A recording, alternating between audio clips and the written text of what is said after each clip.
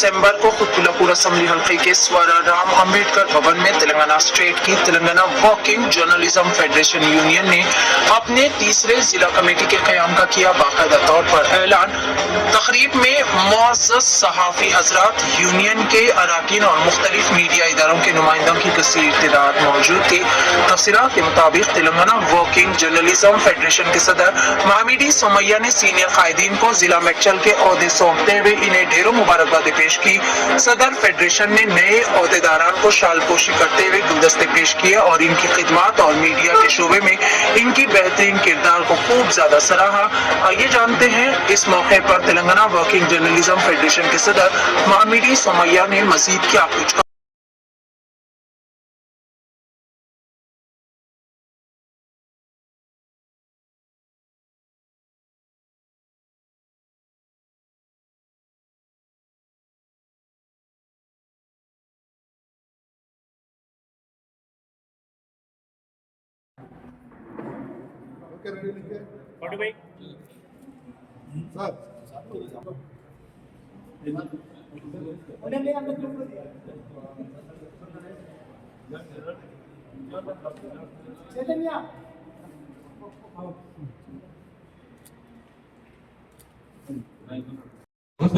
ఇంకొకటి health card అనేది ముఖ్యమైనది. ప్రతి జర్నలిస్టు ఏదో అనారోగ్యం ఏర్పడితే వారికి వైద్యం లేక ప్రైవేట్ హాస్పిటల్ ₹1,00,000 అవుతున్నాయి. ఆరోగ్యశ్రీ కార్డు లేదు. ఆరోగ్యశ్రీ కార్డు అంటే రేషన్ కార్డు అందరికీ ఉండదు. కాబట్టి స్పెషల్ గా జర్నలిస్టులకు వైద్యం అనేది ప్రైవేట్ హాస్పిటల్ ఇవ్వాలని చెప్పేసి అనుకున్నారు. కానీ ఆ చాలా పనిచేయకుండా కాబట్టి దీన్ని ఏం చేయమంటారు, ఓన్లీ ఎడ్యుకేషన్ కాకుండా స్పెషల్ టీమ్ చెప్పేసి మనం ప్రభుత్వాన్ని డిమాండ్ చేస్తున్నాం. లాస్ట్ 2 సంవత్సరాలు ఆ డిమాండ్ చేస్తున్నాం, కానీ చేస్తామని గవర్నమెంట్ అంటున్నది, ఇంతవరకు చేయలేదు.